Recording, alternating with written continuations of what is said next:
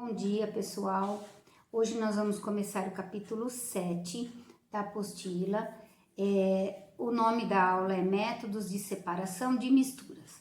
Como nós já vimos nas aulas anteriores, nós falamos de mistura homogênea e mistura heterogênea.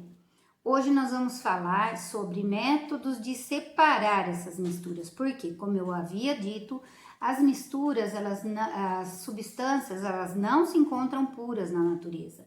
Sim, elas estão sempre misturadas com outras coisas. E para a gente ter substâncias puras, a gente tem que separar as misturas. E o primeiro passo das aulas será... nós vamos fazer alguns experimentos sobre métodos de separação de misturas heterogêneas. E o primeiro é a catação. Catação consiste num método de separação manual e sempre ela vai ser utilizada para sólidos, como na reciclagem do lixo, que separa os materiais, como você ir lá no seu guarda-roupa, escolher suas roupas para utilizar, tá? Então, é uma separação manual e eu vou usar um exemplo bem simples para vocês durante a parte prática. A peneiração consiste no uso de uma peneira mesmo. As peneiras, elas são de várias malhas e dependendo do material sólido que a gente quer separar, a gente utiliza uma peneira.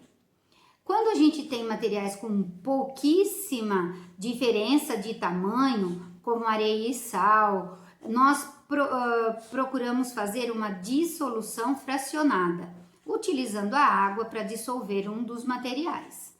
Também podemos utilizar a decantação e, por último, vou trabalhar com vocês a filtração, ok? Então, agora nós vamos aos experimentos. Aqui eu tenho, por exemplo, miçangas de várias cores diferentes. Eu vou colocá-las aqui sobre a mesa e para separar as miçangas, eu vou utilizar manualmente, separando as cores.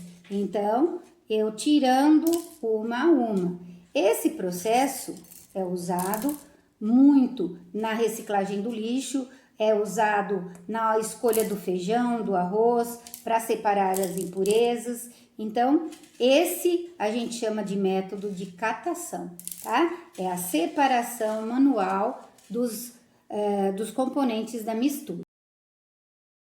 O que eu quero mostrar para vocês agora é a peneiração.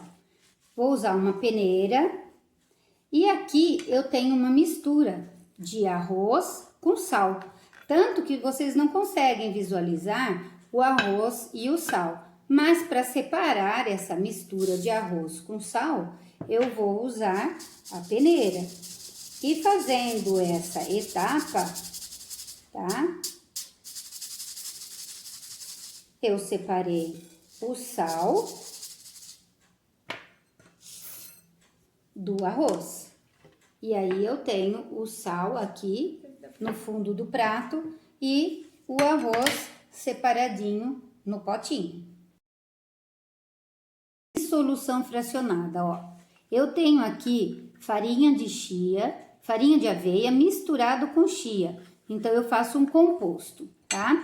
Esse composto não tem como dissolver ele totalmente e também não tem como eu tirar os grãozinhos de chia aí. Então a gente utiliza a dissolução da farinha de aveia em água. Então eu coloco água, dissolvo bem e vocês observem que aqui fica os grãozinhos da chia em cima e a farinha de aveia fica dissolvida na água. Para poder separar totalmente, eu vou usar um filtro e tombando aqui no filtro, eu vou recolher a farinha, eu vou recolher a chia, enquanto aqui embaixo fica a água com aveia. Então, a água com aveia que foi dissolvida passa pelo filtro.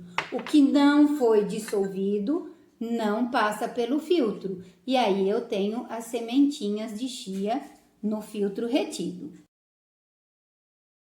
O quarto método consiste em fazer uma decantação. Decantação é quando uma substância vai lá para o fundo do frasco e a outra substância fica dissolvida na água.